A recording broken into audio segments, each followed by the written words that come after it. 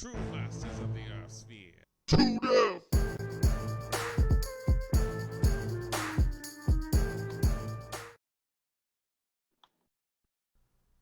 And hello, everybody. We are back once again with the Two Dev Podcast, episode 6.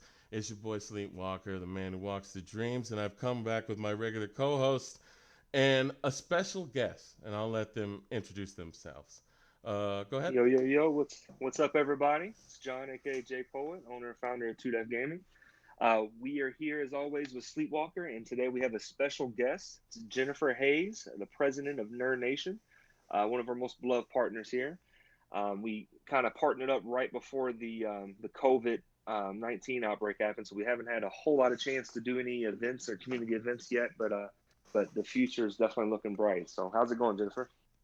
Hi, I'm doing good. It's nice to be here with you guys. Well, we are certainly happy to have you. Hey, Anthony. Saying hi in chat. He wasn't playing. He's going to listen to us while he works out.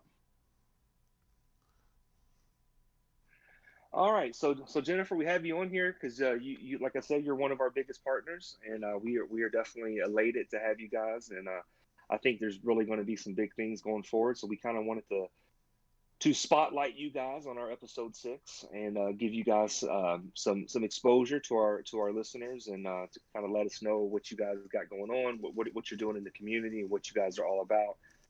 So please give us your spiel. I want to say before you start, personally, yeah, I enjoy your memes. I think yeah, we definitely have a lot of those. some spicy memes. I like them. But go ahead. We are a state-certified nonprofit organization. We created it to be a group run by nerds for the nerds. We noticed that there were several nerd groups around the community, but most of them kind of specialized in particular areas. Like some did cosplay, some did D&D, some like you guys kind of specialize in like video games, and we wanted to create a group that kind of worked with the community to incorporate all of the areas of nerddom, I guess. The idea was just to bring people together in a big community where everyone can just kind of be themselves. All right, so you got like a nerd, like a nerd conglomerate thing going.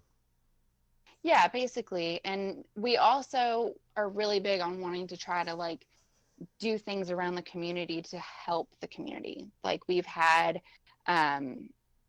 tournaments with Cardinal where they raised money for Toys for Tots. We've done a Toys for Tots event at Rec Bar. We've done board game nights with a local coffee shop, Safai, that used all of their proceeds to go towards certain causes for that night. One of them was like the American Sign Language Association of Louisville. That's awesome. So, I mean, we've done, school supply drives, everything. We've just kind of made it our mission to bring nerds together, but also do good in the community.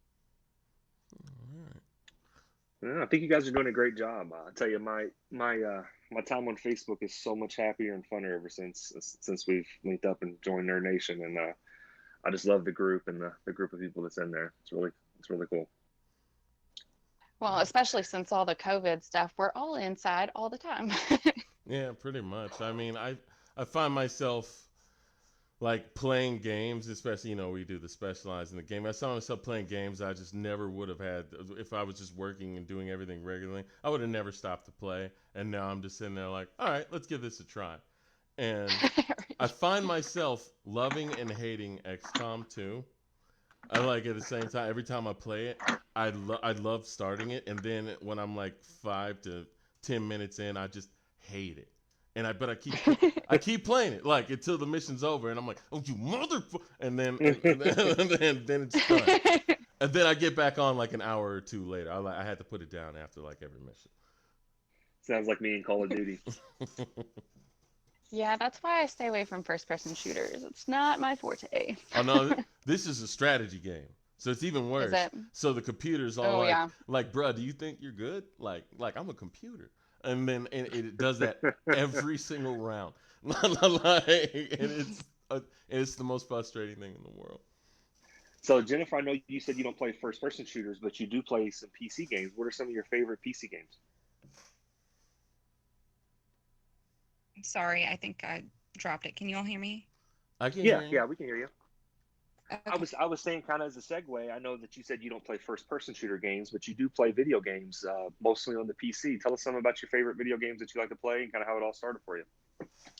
My favorite PC games currently are probably WoW, and I play a lot of Star Wars, the Old Republic. I Oh, love the playing like Old Republic.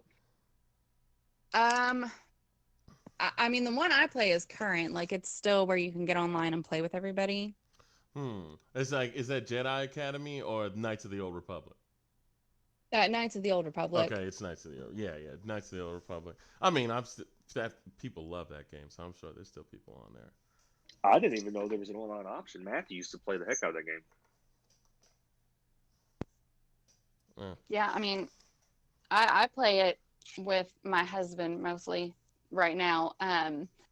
But we've kind of got a couple of our people in the group to join in with us. We hop on Discord a couple times a week, it seems like, and we get in there and play WoW and Star Wars and all that. So it's a lot of fun. Well, that's pretty cool. Let me ask, how old school of a gamer are you? Well, I used to play, I mean, I've played all the way back to like Sega and the Atari, but I really got into gaming probably around the time of the original Xbox, like right when online gaming started to become a thing. Okay. All right. Let me ask, do you remember Diner Dash? Oh, God. I have heard of it. I don't know that I've ever played it. All right, because I'm going to pitch a game to you that's a pitch to everybody that I think you and your husband would enjoy, and it's called Overcooked.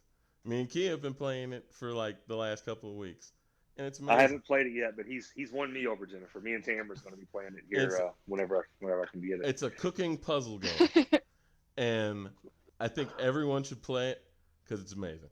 I was playing it over my girlfriend's family's house, and they just started. It was like, hey, what is this? And now he's bought it and played it. He plays it himself. It's good. I'm telling you, I'm floating it.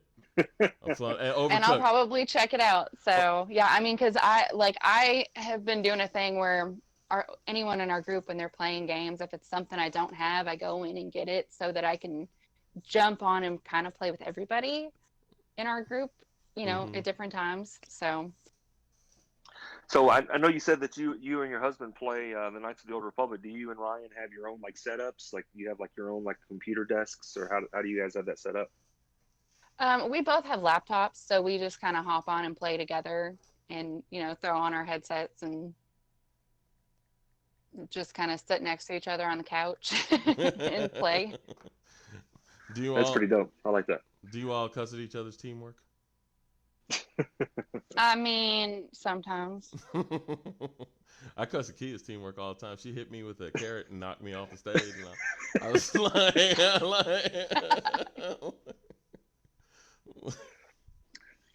Well, I know, like with my wife, she plays more, interactive games. So we're a big board game family.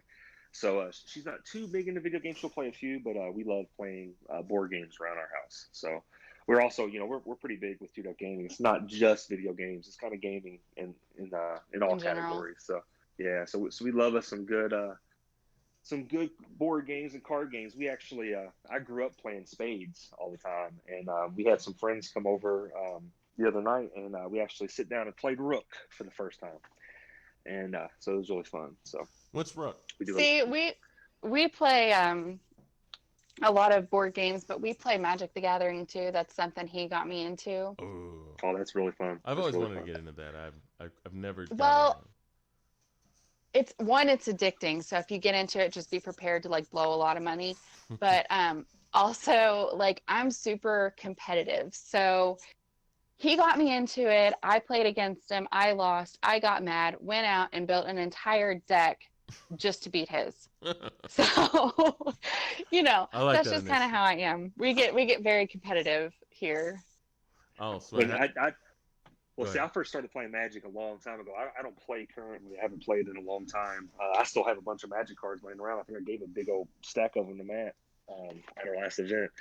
But she's actually correct. It is super addictive. The only thing I can really compare it to is Gwent from Witcher. Like you just start playing and it's just like it kind Yeah, of consumes nah, you because Gwent got me in. each card has its own story, so it's really cool. Yeah, I used to when I was young in grade school, and I would have to be in after school program and stuff like that because my parents couldn't get off work. And I this dude brought in magic cards, and bro, I just like looking at them. I just looking and reading at them. They're all the most interesting things I've ever seen. Never played because I hear that when you play, it starts off pretty cool, and then it starts to become a book by the end of the match. Like, and Yeah, basically. Hmm. you know, and Gwent, as much as strategies in Gwent, it never becomes a book by the end of the match. It just becomes a good card game, and I think that level of strategy onto it, I don't know, man. Like I'm a little bit of a strategy whore nowadays. I'd be down. I'd be down to start playing with you. I know Matt will play. I bet James has a whole bunch of extra cards. We don't have. I don't know how much the decks have upgraded, but it's pretty simple. Well, I I mean, know we used to have a group meet. I want to say it was like every Friday at Cardinal when, before the COVID stuff hit. So, I mean, that's something once they open back up and are able to do that kind of stuff again, we definitely are it's one of usually those there. games, and I'm sure you can feel me being a parent and everything, Jim. But it's one of those things for me. It's like D&D. Like I've had a lot of good friends and my brother. They've been trying to talk me into playing Dungeons and Dragons for a long time, and I really honestly think I would enjoy it and I can get into it. But I just don't have the time. I don't have the time to be able to dedicate so much to sitting down and in a group like that. But once or twice a week and be able to have a um, an actual good campaign going. It's for me anymore. It's picking up a video game, playing for 30 minutes, an hour if I'm lucky, and then putting it down and getting something done. So Yeah, that's definitely the hard part about being a nerd and a parent at the same time. Thankfully, most of our group are all parents, so we just kind of work around it and make it work. it's good and nice to have a nerd support group. I think that's yeah, right. probably really good. When you get older, you need that support of people in your same interests and stuff like that you can share with, because I feel like people get like isolated as they get older. They stop hanging out. You can't really do it anymore. You got responsibilities, kids, and all that. And you get and you want that good like camaraderie you used to have as a child. Right. Mm. Well, see, I love it because I almost think it's in some instances the opposite. Like when I was back when I was in school, people would kind of make fun of you or chastise you for watching um, playing video games or watching anime or being into comic books or whatever it may be. And then like with me as a kid, I picked and choose who I opened my nerdum up to and what group I was with. And but now some of the people who kind of gave me grief in high school about kind of being nerdy, now here it is, and we're adults, and they're all of a sudden super Marvel fans, and now they're comic book fans, and they're playing video games now, and they're like trying to catch up with the times. So it's kind of sometimes it's See, I've noticed that too. And like, that's one thing. Like, I've kind of always been like just a huge nerd, like unapologetically, I didn't care. But I know a lot of people were not that way. And it's nice to find like all of these people that you wouldn't think are nerds that are into like super nerdy stuff. It's great. I love it. Yeah. well, it's great that they're finally coming around too. We accept all the nerds. It's y'all. People are finally seeing the light. How Uh, fun it is and I how think they awesome it just is. So. noticed that they were boring and that we were cool. And then, like, when they got, because they thought they were cool, but when they got older, it was like, that looks pretty cool. Why don't I do that? And I was like, I don't know why.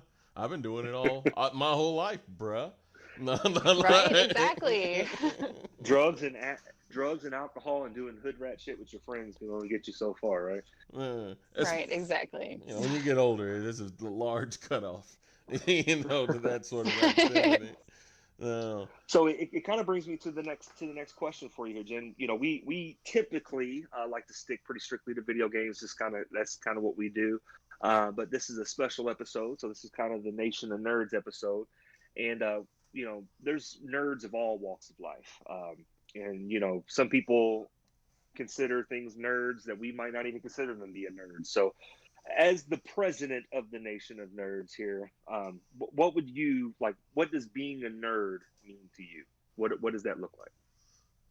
Well, a nerd by definition is someone who is obsessive over a particular field and is, according to the dictionary, socially inept. Now we know that's not the case for all nerds, but in art history, I feel like the word nerd has had a pretty negative connotation. But like I said, I've always been a nerd. I have never like shied away from like totally geeking out on anything that I cared about.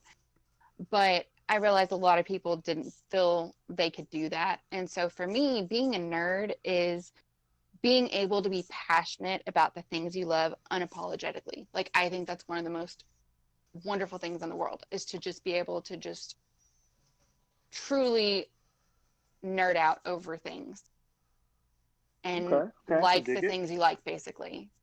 So you're saying that it's not based on any type of specific genre or any specific thing. It's just as you could be a car nerd, or you could be a sports nerd, or a exactly nerd, I mean, because realistically, I mean, there's all different kinds of nerds. Like, just because I'm not into sports doesn't mean that you can't totally geek out over sports. I mean, most people probably wouldn't consider sports to be a geeky thing, but you can be totally nerdy about it. And same thing. No, go ahead. Oh, I'm sorry. I was just saying, when we were thinking about these questions, I kind of, especially growing up into now, it's a lot different as grown adults.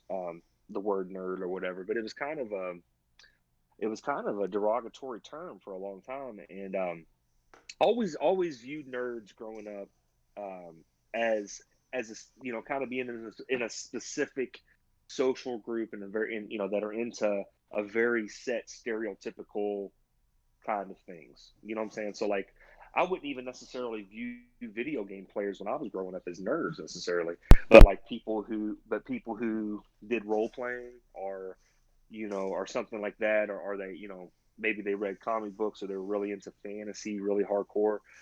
They kind of got more of the nerd tab tab to them.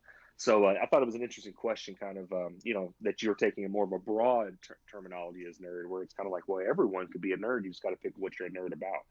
So I kind of actually like that answer. I mean, I was like a nerd. Like, I mean, I really was like, I lived in Japan as a kid. And so when I moved over here, I was still like hardcore into anime and, cosplay and things that at the time had kind of just started to become something people were interested in over here. Mm-hmm.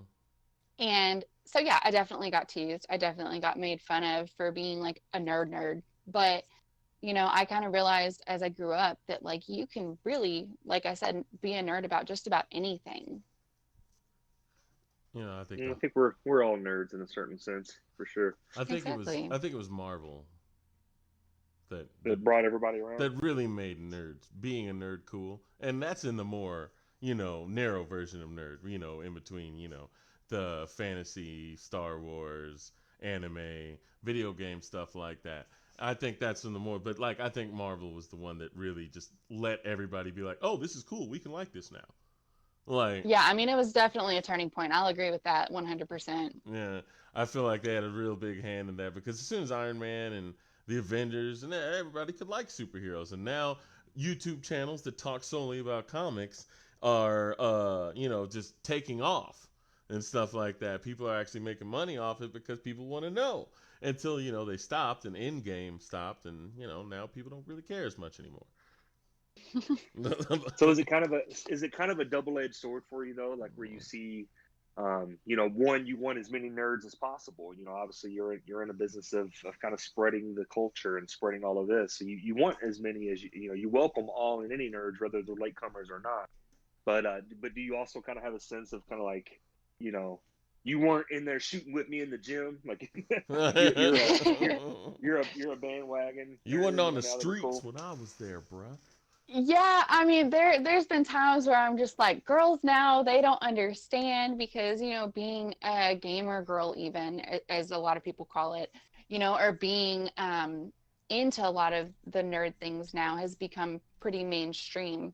And there's times where I'm like, yeah, they don't understand what it was like to be made fun of and, to be just like considered a complete dork, for liking all of these things. Whereas like I was over here drawing like in between classes and like hiding, doing my nerd stuff like away from people because I didn't want them to make fun of me.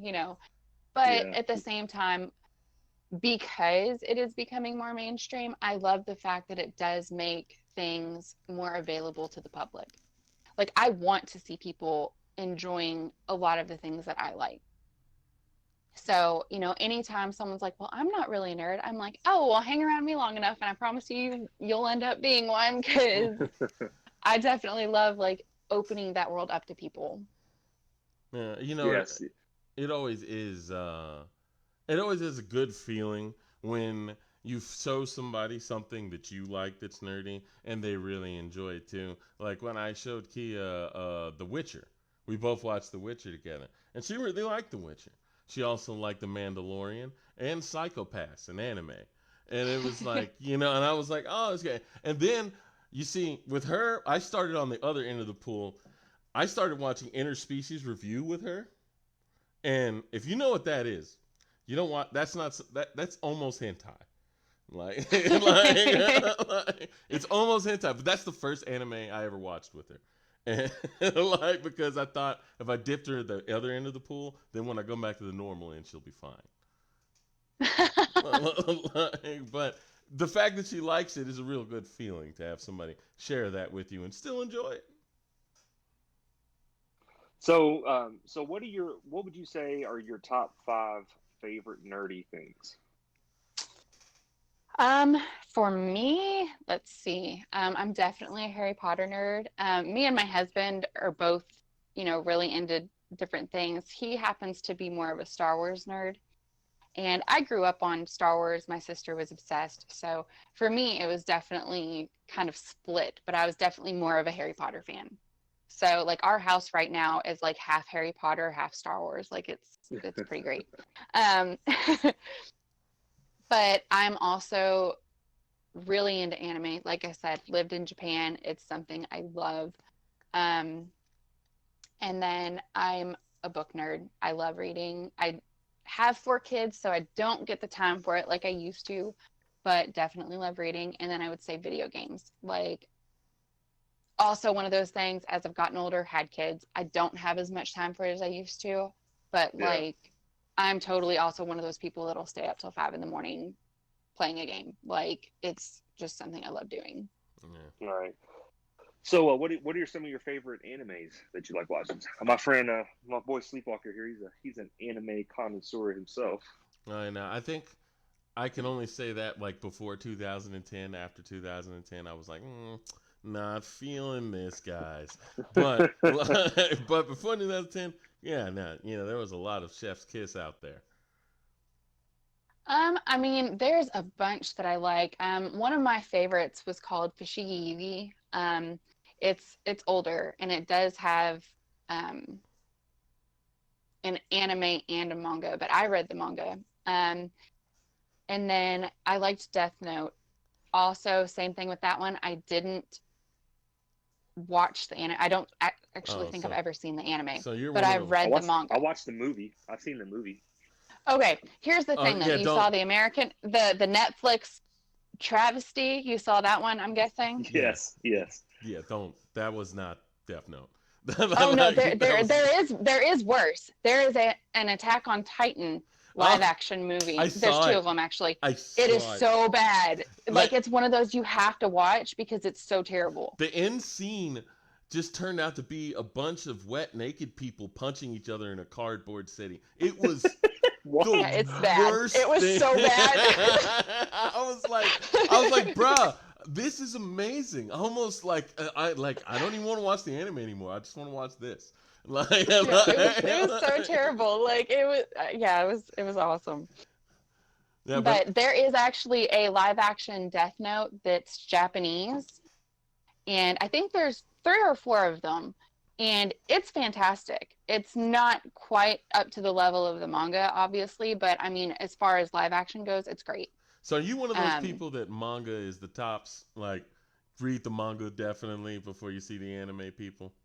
She did live in Japan. Yeah, I mean, like, I know. yeah, I mean, in some cases, and with a lot of them, like with Naruto, I've never read the manga for that. I've just watched the anime. Um, and I love the anime, like hands down one of my favorites. But it just depends. I think there's some where the manga is just a lot prettier, so I like it better because it's No, pretty. I no, I agree because sometimes the manga is like literally better. It's just written better, and Right. sometimes the anime just butchers something like that. I mean, I've told everybody, Tokyo Ghoul fans could say that, they know what I'm Yeah. talking about. Like they just butchered that show. They butchered that manga, and I understand the manga because sometimes I watch a show that I really like and find out as a manga, and then I read the manga and it ruins the show for me. Because the Yeah, manga's so much that can better. happen. Yeah, because the manga's it just be better. It'll just and then you'll read the manga and then you'll watch the show and you'll see the show veering off from the manga, and then you're like, and then that'll make you. So I would say do one or the other. Don't either that or watch the anime first, then read the manga. See, that's why I liked the show that I brought up first, Fushigi Yugi, because the anime and the manga are like almost identical. There's a few like minor changes, but for the most part, it's the same. The art's just a little bit different. Full Metal is a lot like that too, where the manga and the Yeah, anime are just run pretty much side by side. The second one, not the first season. No, I right. guess whole anime, the first whole anime, they went off the rails. It's still good though. I mean, it was still a decent show. So how do you guys? It's kind of a hot topic right now. How do you guys feel about the reemergence of the Avatar? Everyone's kind of falling in love with it again, and it's almost like just them the putting it on Netflix is kind of it's their way of making up for the horrible live action film they made. They can never make up for what happened that day. Yeah. But how do you feel about the reemergence of it though? Are you happy with it? Are you happy to see a whole new generation of kids getting into Avatar? Or what's your thoughts on it? I love it because I've kind of done that with my kids, like with a lot of shows. Like I'm like, hey, they have like the new version of this, but let's watch the old one too. And so they actually love Avatar, and they got more into the one that came after that, Korra, Hmm. with the girl Avatar. But yeah, I mean, I love that it's out again because I think it's fantastic. It's And definitely it's definitely awesome. it's great. Like to me, it's great to be able to like introduce my kids to like nerdy things and them actually like it.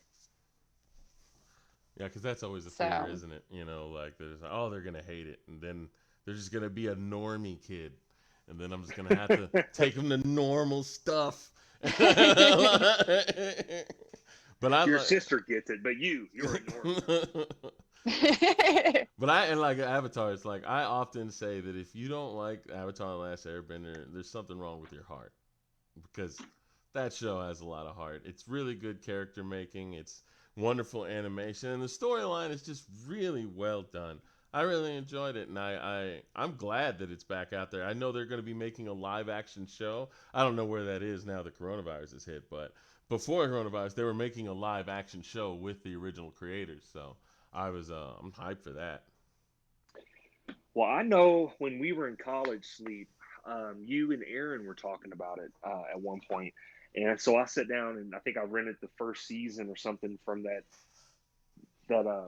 back when you could actually rent movies from stores, and watched it a little bit. But now that it's on Netflix, I actually I have it play. I play it a lot when I'm falling asleep. So after the wife's already in bed and I'm laying down to go to sleep, I'll kind of put it on in the background. But I love it, but I don't really do it justice because I end up falling asleep and missing parts. So I'll come in 2 episodes up and I've been skipped a little bit of it. So That's I awesome. really want to. Emmy's not quite old enough to really get into it yet, so I'm kind of just waiting till then. The same thing with Harry Potter.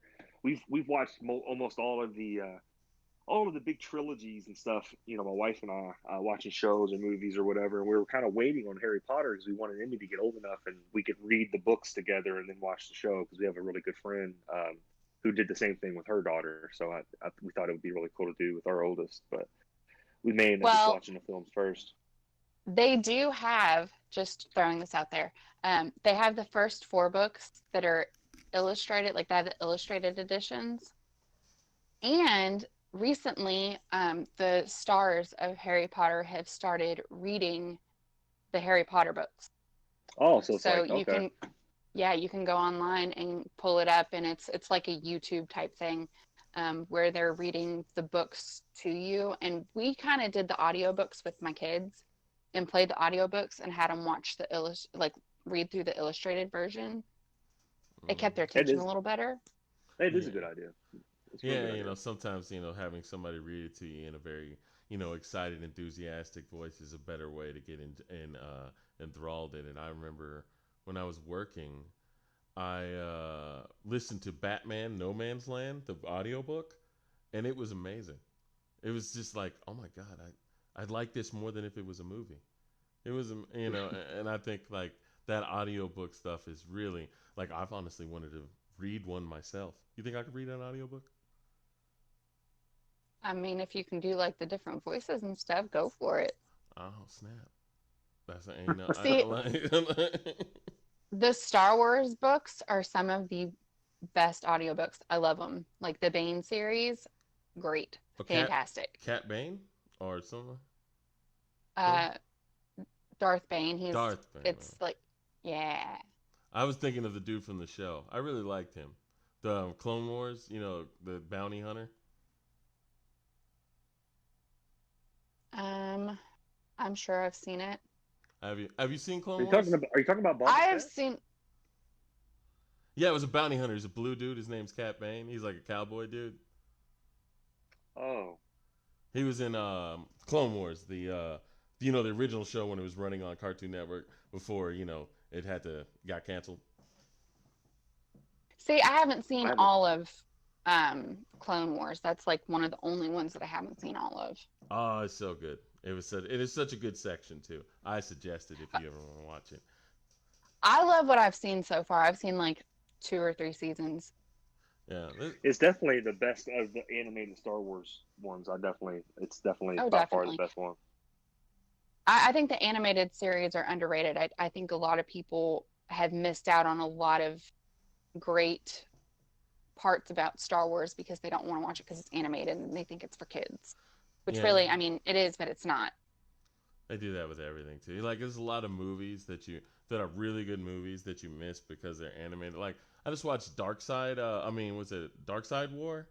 It's Justice League Dark Side War, the last DC animated they just made, and like that DC animated's always been good, but it was wonderful, and it had really good voice acting, a very good plot, but a lot of people kind of brush it off because it's a cartoon. See, I love watching the animated ones, and that's the great thing about having kids. If it is something, a little more childish, you can be like, it's for the children. Like they want to see it, of course. Now hush down, kids. I need to hear this. But really, it's like, I, no, it's like, I want to see it, so you're going to watch it with me. yeah, I try to pull that all the time. They'll come in and be like, "Oh, you're watching Infinity War again?" I'm like, "Yeah, Emmy said she wanted to watch it." It's the third time we've watched it. I've watched it like 5 times. I love that movie. Yeah. Yeah, it's the best. So, this is kind of off script here, Jennifer, but I know you guys really impressed me with how well you guys work together as a board. And so I can come to you with questions or with this and that, and every one of you is like, okay, well, hold on, let me ask the board. And you kind of talk your way through it and come up with a general consensus. And I really, really respect that. The Do you guys what's kind of have you guys had conversations about when and how you guys are planning on kind of opening back up after the coronavirus? Are you kind of still in holding formation and kind of waiting to see if there's a second wave, or kind of what's your thoughts on everything? When are you guys are planning on waiting to have events again and stuff? Well, I've actually been in contact here lately with Rec Bar, and we're talking about having an event basically as a meeting to kind of discuss it with some of our partners and our mod team and our board, to kind of plan out what we want to do as far as opening things back up and having the bigger events. Because, of course, we want to take everybody's safety into consideration. But at the same time, we understand that things are opening back up, and it is important to kind of do things to help out our partners and just to get everybody back out there. I know everybody's going crazy right now, like especially the Yeah. ones with kids who had to homeschool. I respect the teachers now so much more. That's some serious But stuff right there, Sleep. You don't know about that yet. I know, and I'm probably not trying to either. Everybody's like, hey, get you some kids, and I'm like, yeah, sure, I'll just pick some up. Well, no, I have to say, Like, first and foremost, shout out to Rec Bar. Also one of our partners there. Shout out to Tony. We had discussed it. We had our launch party actually planned, and in March, right before everything shut down, and I so think we we had actually our had, event the same week, like it was planned for the same weekend. Your all's lunch party was like the day before our next yeah, big because y'all's event. were Sunday, yeah. So we still had the place reserved, and the money down and everything, but I don't even think they're opening their doors again until July. So like Yeah.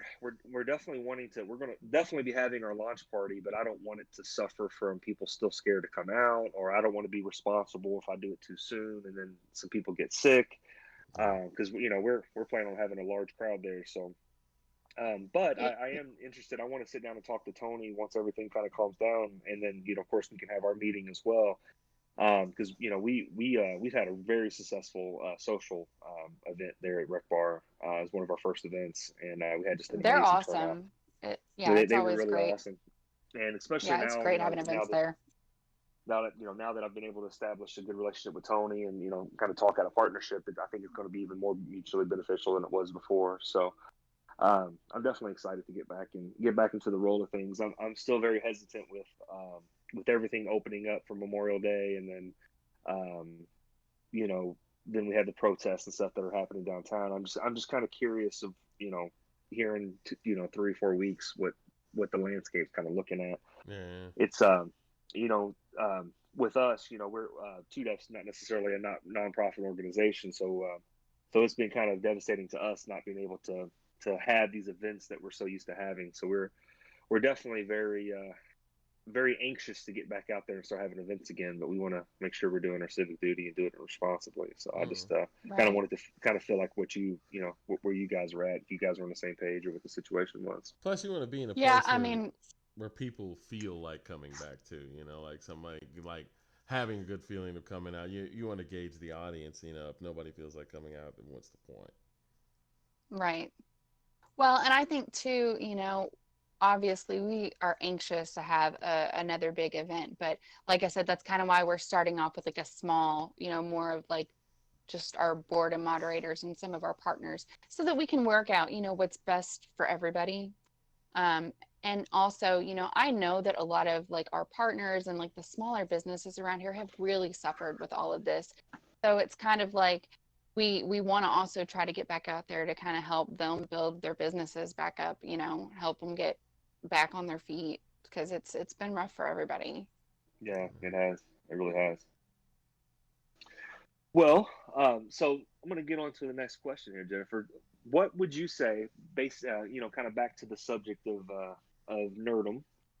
What would you say is your greatest nerd moment in all your years of nerding? For me, I would say it was this past November. Um, we had gotten a booth with GalaxyCon and we volunteered to help with their kids department and running. We did some nerdy crafts with the kids, and we basically brought all of this really fun stuff. We did like rock painting with the kids. We did like nerdy ornaments, and then we did what was the other one? Oh, sand art. So, we did these fun, nerdy crafts with the kids. They all got to come and take something home with them, and it was completely free. Um, and it was great. It was wonderful being able to like work the booth, but at the same time go and do the events with the kids. Like it was a blast. I mean, it was like 3 days of just being in the middle of like all things nerds and also being able to like do these fun nerdy things with kids. It's kind of like, growing the next generation of nerds. It was Yeah, awesome. that is awesome. Hey, real quick, Anthony is saying that we need to plug Iceland as well. Yeah, Is that Iceland. The country, the country. No, no, No, it's an ice skating rink. a Western European country? Hey, Iceland, what's up? Yeah, you're doing great. We're wanting to do an event with them and have like um, a night where we basically come together, do some fun nerdy stuff, but also let people skate, do some one-on-one type stuff. Oh, is it an ice skating rink? Yeah. Is that the one on? Is that the one right over on? What's the name of that road? Right off Barkstone Road. No, that's a different one. That's Gardner Alpine, Lane? I believe. This one is Okay. out towards Middletown. Okay. That'd be fun. Well, you know what? So when I was coming up with these questions about the greatest nerd moment, at first, I used to play. I started off on the computer with my video game journey there. I guess technically started with the original NES and the Sega and all that. But my online multiplayer gaming, really seriously competitive gaming, started on the computer. And I used to play this game called Rogue Spear, and it's where the Two Death Gaming clan started way back in 98, 99, 2000. And we used to be ranked on these ladders. We used to ladder and compete. And I was actually ranked in the world in that game. And I was sitting there thinking, that's probably my proudest nerd moment. But then the more we were talking, I really think that my proudest nerd moment is turning Emerson into a little nerd herself. Like when she comes up and asks to watch the Marvel movies, or when she comes up and asks to play Mario Kart with me or another video game, and you can see that she really like genuinely wants to do it. It's not like me like coercing her into doing something, and she genuinely wants to play those things because she enjoys them. Passing that on is like you said in your answer there, then like passing that on to the next generation, especially my own child. It really is a very proud moment for me personally. What about you, Sleep? My greatest nerd moment. You see, I used to work at a bar, Flanagan's Ale House, and I used to be a bouncer. And I think my greatest nerd moment is when I came in and I got the entire bar to join in on Circle of Life from The Lion King. And I came in and I went, yeah, and then everybody just joined in. And I was like, So you started a flash mob, basically. Yeah, exactly. I just came in and got everybody in on it, and I was like, you see, that's what I'm talking about. It's unity. Hey,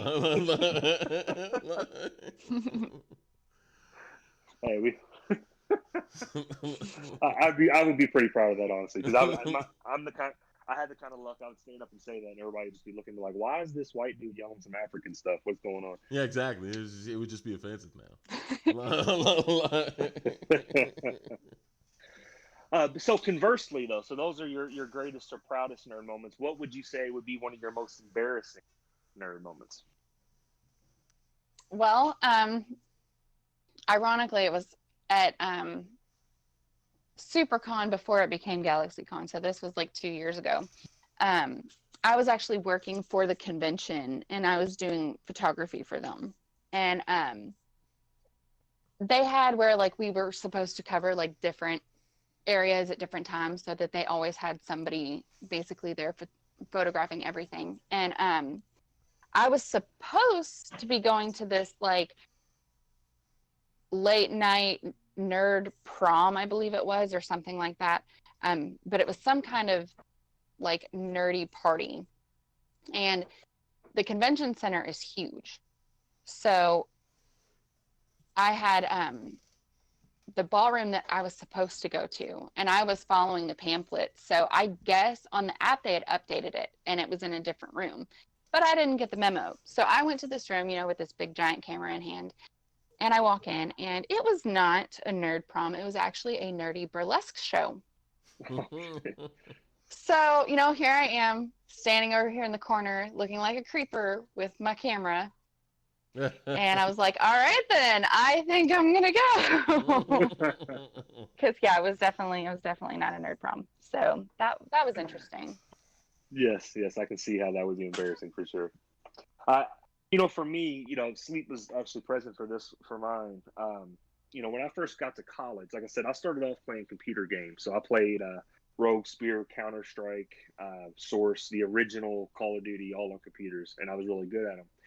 And when I got to college, in the dorms, there was a group of guys outside of the door or whatever, and they were all playing Halo 2, and that's right when Halo 2 came out, and it was real big, and they were having all this commotion. So I went over and was watching, and they start saying, "No, hop on the sticks, Walters. Get on the sticks." I'm like, "Nah, man, y'all don't want that smoke.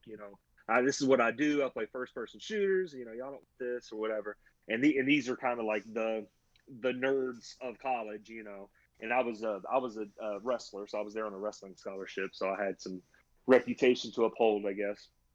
And so I was like, "Well, okay, come on, I'll sit down and school you guys." And I ain't never played a first-person shooter on a console before with a controller. So I sit down and start to play Halo 2 with them, and they mopped the floor with me. And they were laughing at me and like, "Oh, you talking all this shit before," and all this kind of stuff. And they just, really just embarrassed the hell out of me. So that winter break, literally all I did is I went home and went to a pawn shop and got an original Xbox Halo 2 and a little tube TV, and I sat there and did nothing my entire break but play Halo 2. And then when I came back, I was better than. But that is really great embarrassment. Breeze excellent. Came from the bottom, bro. Sleep. I know you're a hard one to embarrass, but what would you say that your most embarrassing nerd moment would be? My most embarrassing nerd moment was losing $50 to Bratcher on Tekken. Oh, that pissed me off so much.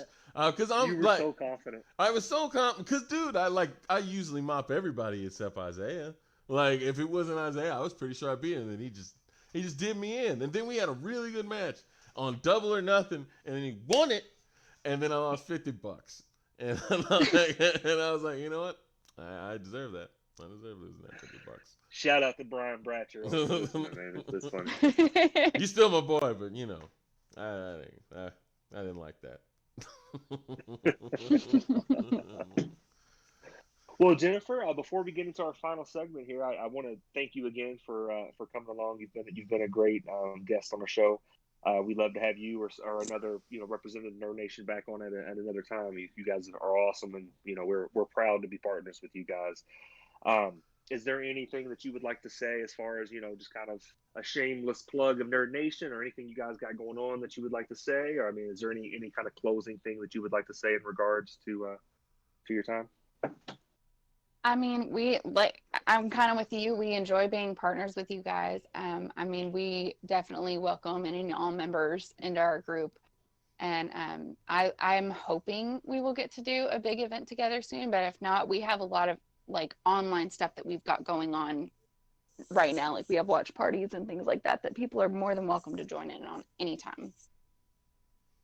Absolutely, and we'll do a better job. If you wanted to shoot me a message, just let me know when you guys are having some of these launch parties and stuff. Especially if and they don't necessarily have to be gaming related, but especially if they are gaming related, definitely give me a shout, and I'll make sure I share it on all of our page so we can get a few more eyeballs onto you guys. But any of our listeners, if you're not familiar with the Nerd Nation, you guys definitely need to check them out. We share their content quite a bit on our page, and you guys definitely need to search for them as the Nerd Nation, and definitely give them a like and join the group. You guys will not be disappointed. It's definitely one of the funnest groups I've joined in a long time.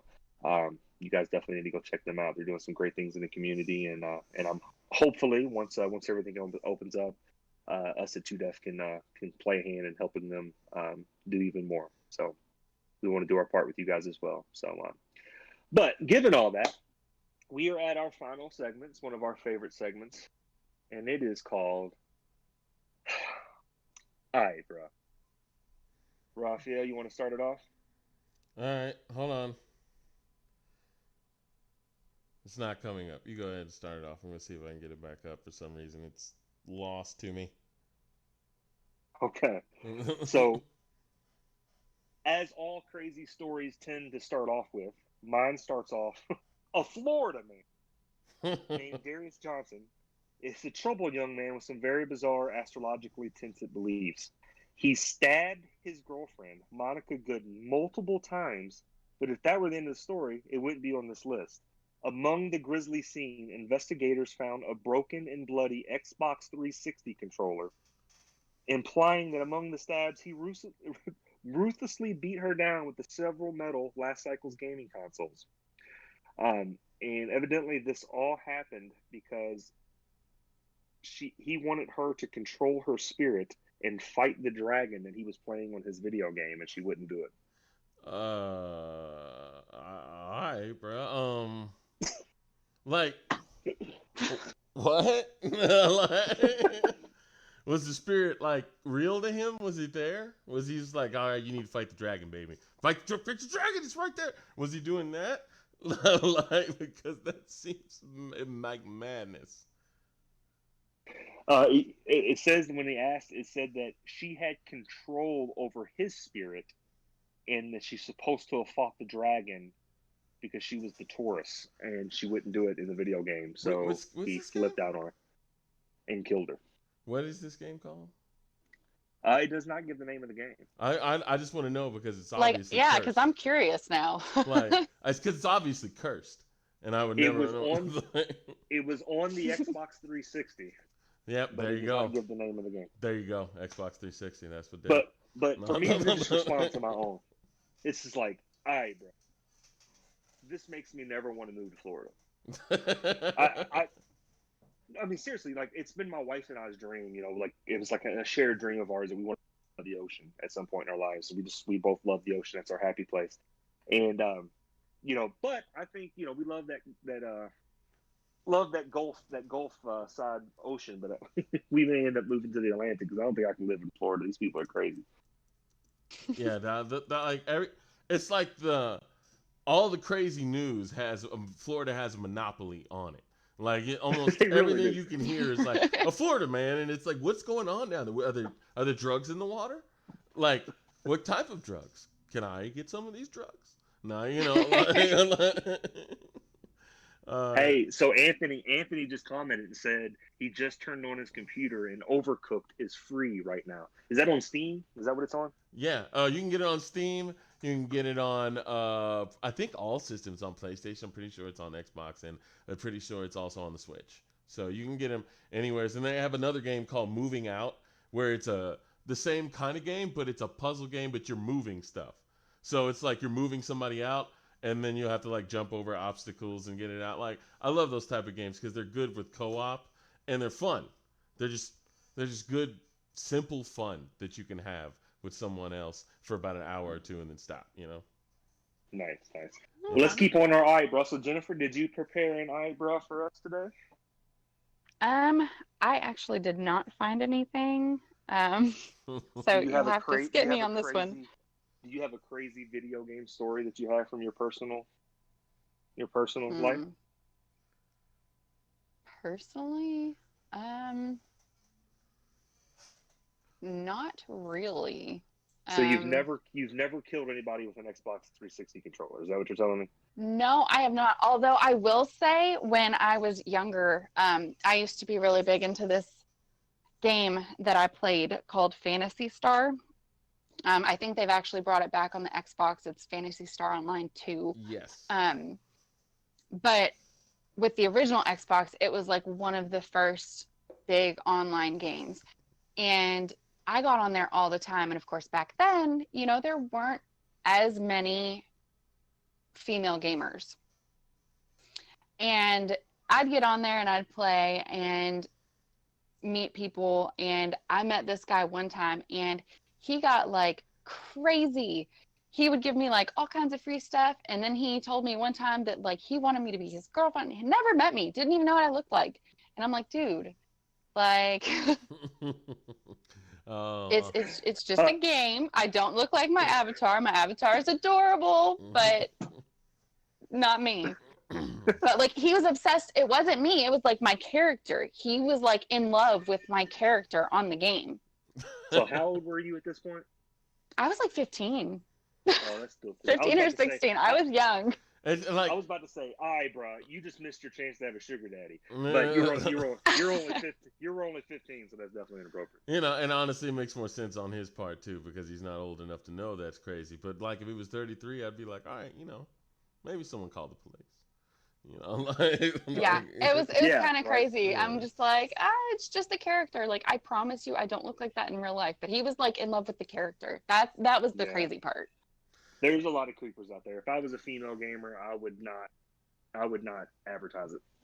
Oh yeah, no, you're just gonna get a bunch of stuff. Now that there's more of you, it's a little bit more normal, so you get a lot more people going, "Hey man, cool it down, bro." But like back in the day, Jesus. Yeah, now it's a lot different. Like you can get on there and it's just a lot of fun, and most people are pretty cool about it. But And you most yeah, it was a different world back then for sure. and you might find another girl gamer a lot easier. Sometimes they get on matches a lot Right, more nowadays. definitely. Now mine, in honor of Nerd Nation coming, was a nerd eyebrow, but it is more of a wow, he did that more than a crazy story. So mine was a world record of an anime called Anpanman that has the most characters ever created by a single director, which is 1,768 characters in one show. Oh wow! He made that many characters in Sorekai Anpanman, and that's amazing because if you've ever made a character or written anything that had a character base, you know that 3 good characters is hard work. Like it's a lot of work to have 3 good fleshed out characters. This man made 1,768. Like even if they're dry, that's amazing. That's crazy. Yeah. Wow, bro. So why have we never heard of this thing? That's because you don't watch anime, John. You didn't even know how to pronounce it. Yeah, well, I mean, I think What's I think I've seen this one, but I've never watched it. What's it about though? Because onpan is a type of Japanese food, so I'm curious. I haven't know that it's the television series called Sorekai Anpanman, series for young children in Japan. So I guess it's more of a kids show. It doesn't give a real description of the show itself. It just says that this guy since 2009 made like 1,768 characters, and it's a Guinness Book World Record. That's crazy. Yeah, like it's amazing. Like it's like that one game.